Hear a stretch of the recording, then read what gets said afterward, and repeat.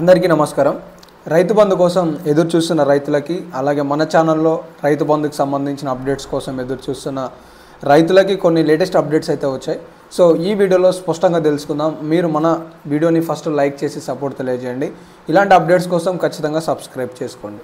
ఇక లేట్ చేయకుండా రైతు బంధు ఇవాల్టి లేటెస్ట్ అప్డేట్స్ విషయానికి వచ్చేసినట్లయితే, ఈరోజు చాలామంది సబ్స్క్రైబర్స్ వరంగల్ జిల్లా నుండి, ఆదిలాబాద్ జిల్లా నుండి 5 ఎకరాల వరకు రైతు బంధు వచ్చిందని చెప్పేసి కామెంట్ చేశారు.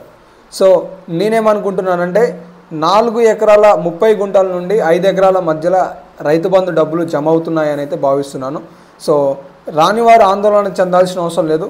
ఒక్కసారి మీ సంబంధిత వ్యవసాయ శాఖ అధికారులకు 4 ఎకరాల 20 కుంటలు కలిగి ఉండి ఇప్పటివరకు మీకు రైతు బంధు రాకపోతే సంప్రదించండి.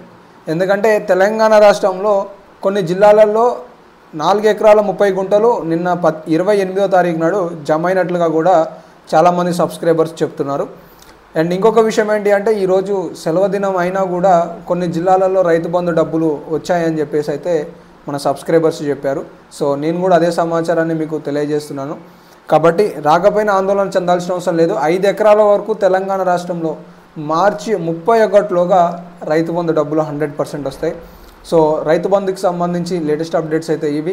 మరికొన్ని ముఖ్యాంశాలు మీ దృష్టికి తీసుకురావాలి అంటే, 5 ఎకరాల వరకే రైతు బంధు వస్తుంది అనేది ఇప్పటి నుండి కాదు, అది ఖరీఫ్ సీజన్ నుండి. సో ఖచ్చితంగా ఇప్పుడు 10 ఎకరాల వరకు కూడా రైతు బంధు రావడానికి అవకాశం ఉంది. సో అందరికీ కూడా రైతు బంధుకి సంబంధించి ఇవాల్టి లేటెస్ట్ అప్డేట్స్ గురించి తెలిసిందని అనుకుంటున్నాను. ఈరోజు ఎన్ని ఎకరాల వరకు రాబోతుంది అని కూడా అడుగుతున్నారు.